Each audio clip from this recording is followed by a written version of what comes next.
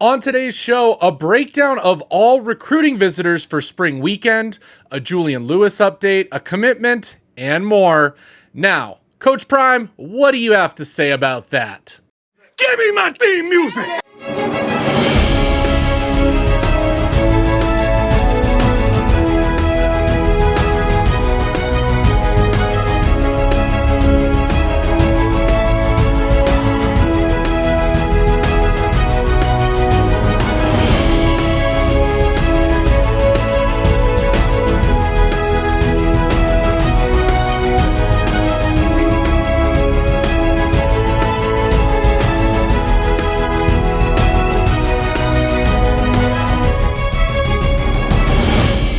What's up, everyone, and welcome to Buffs News Weekly, your weekly recap of all University of Colorado football news.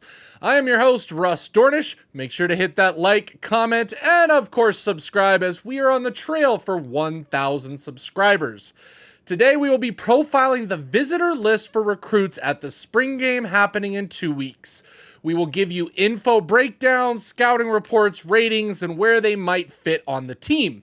I will put timestamps down below for each player if you want to find a specific one, but without further ado, let's jump right in. To start off, let's go with the one player visit that is most likely ending with a commit very soon, and that is, of course, Georgia linebacker Mantrez Walker. Walker, out of Buford High School in Buford, Georgia, ranks as a composite 3-star on 24/7.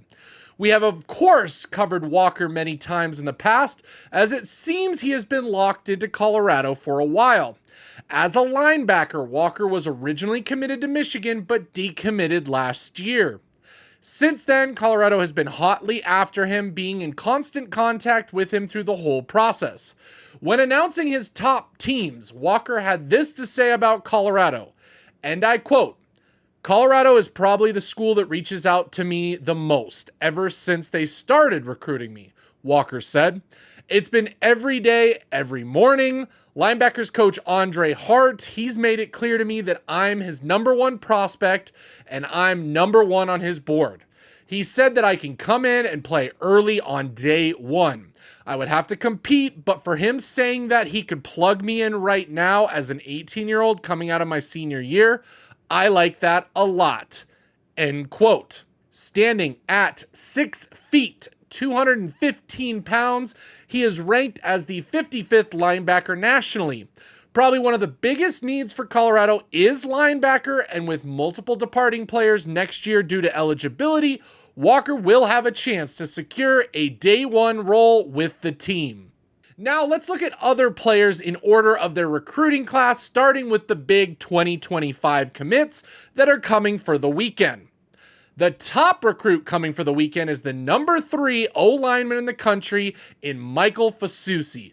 Fasusi is the only 5-star at the moment visiting and is a composite .9916 rating on 24/7. The 6'4", 285-pound Fasusi is described as a strong and physical tackle with a high developmental upside. Scouting reports say he plays with an edge and works to finish blocks with authority.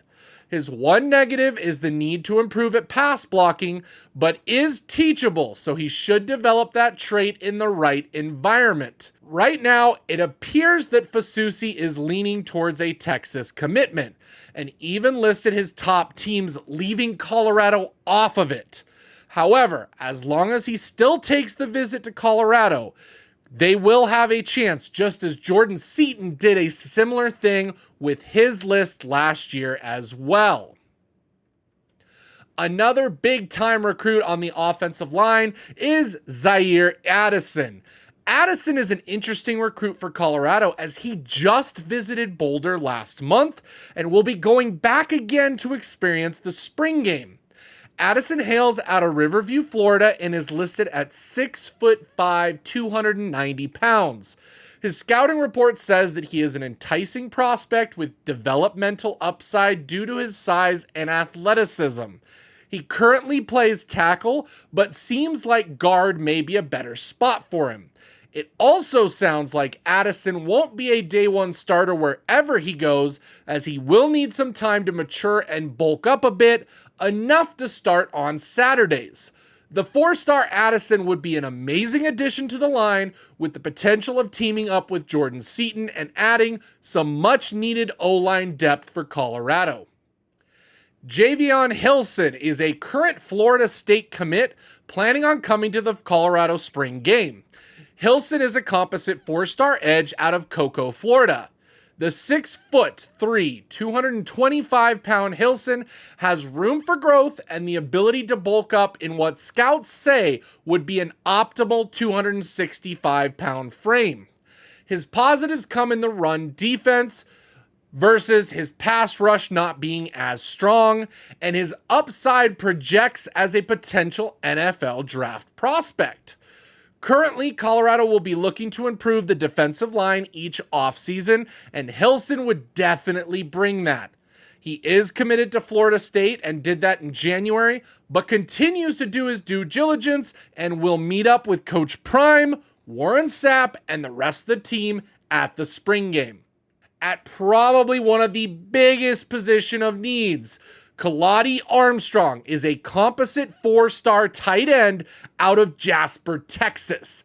The massive 6'6", 248-pound Armstrong is projected as a matchup nightmare at the tight end spot, one that Colorado is of course considerably lacking in.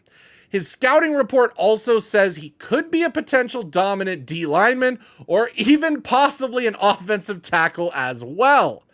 Armstrong is also a high-level basketball player, showing off his big frame and athleticism as a multi-sport athlete. You have to wonder if he could potentially be an option as a two-way player for the Buffs. As we all know, Coach Prime is not opposed to that so long as you dominate both ways.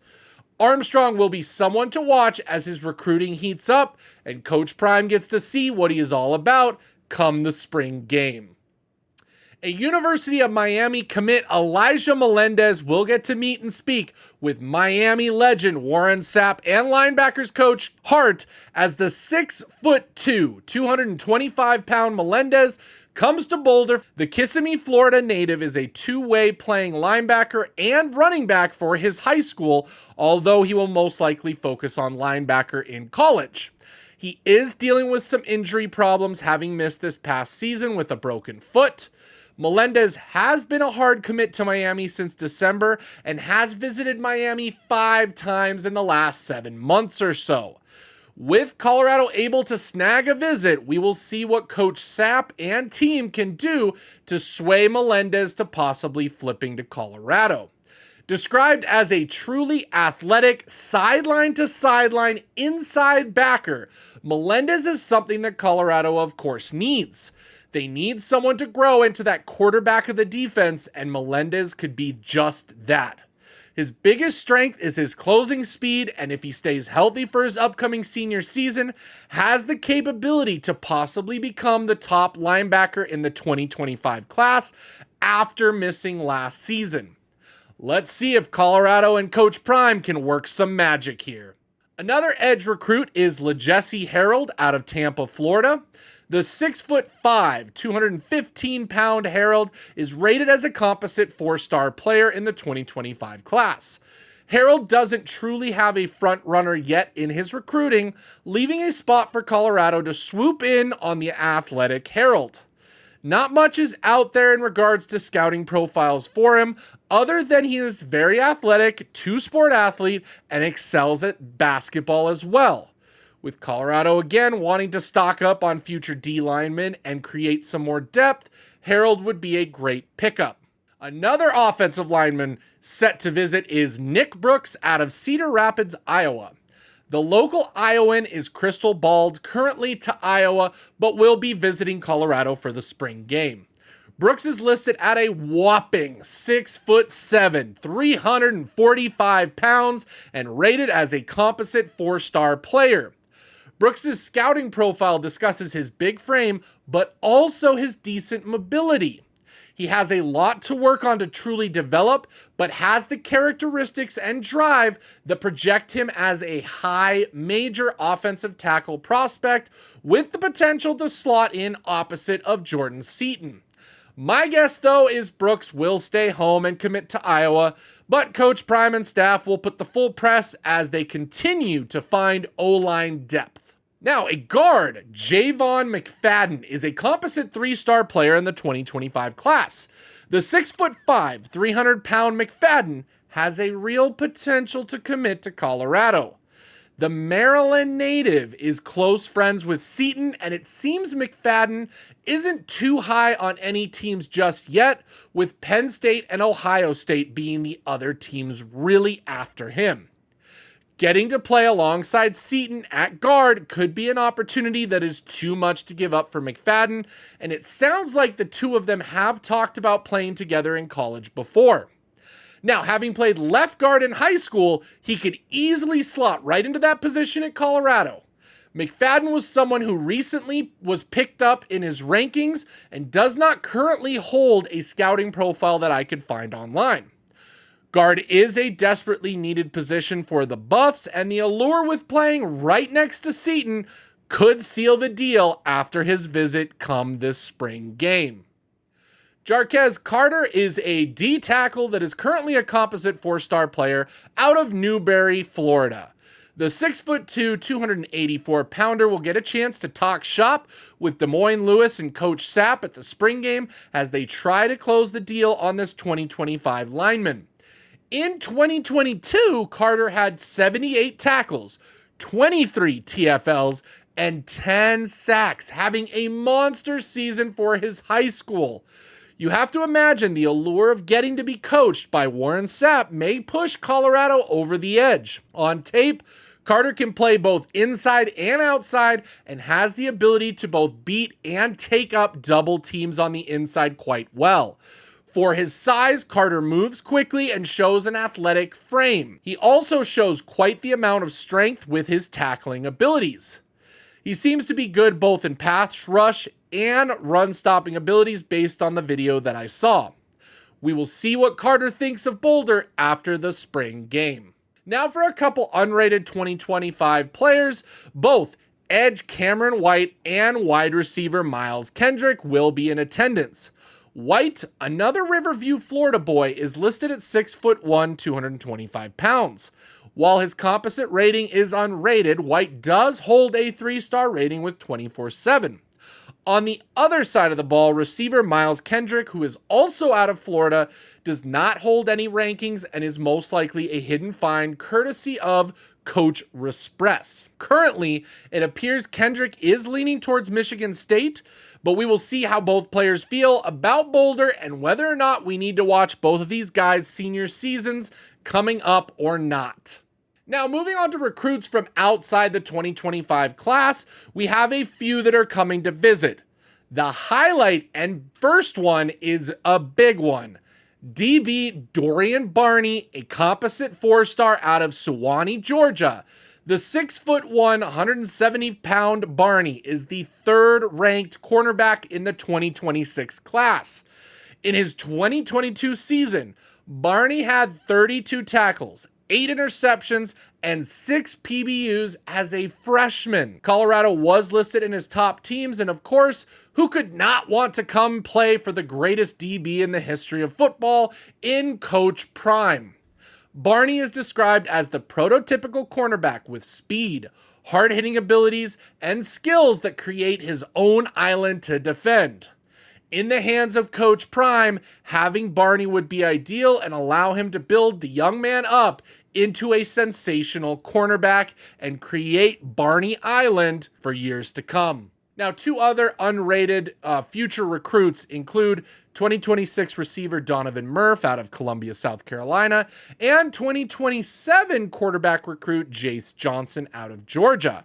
Both players are very early in their recruiting journeys, so we will see where they stand after the spring game. That is it for who we know thus far, but with the transfer portal opening next week, I imagine we see some transfer players come visit during the spring game as well.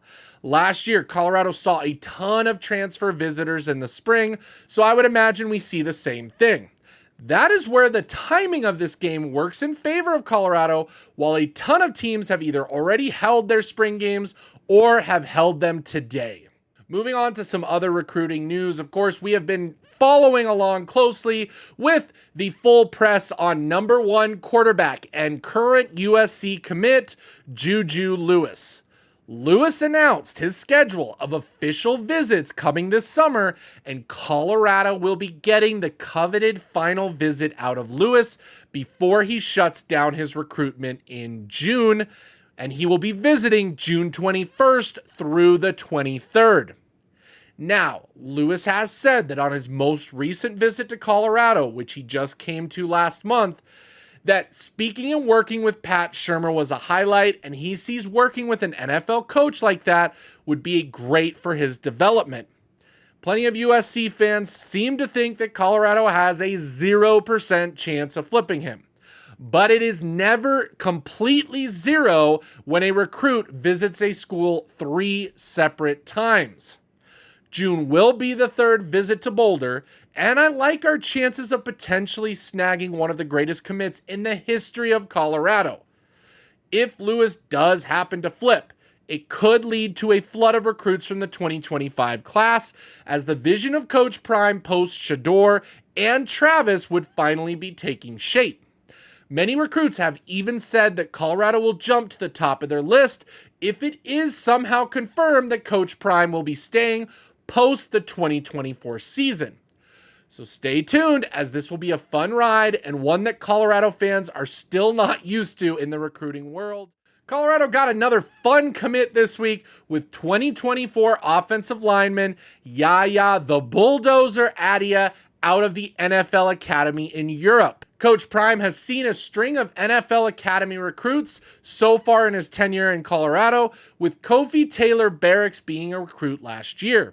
Now, the 6'4", 335-pound player is a latecomer to football in general, having mostly played soccer.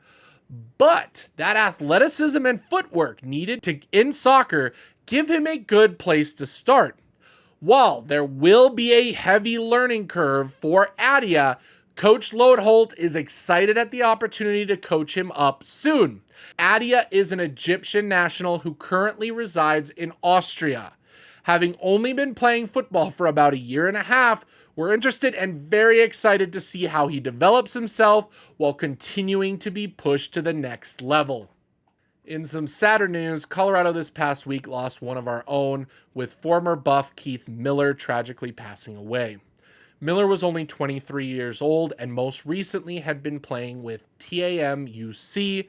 Miller will be greatly missed by those who knew him, and our condolences are being sent out to his family, friends, and of course teammates both present and past during this extremely difficult time.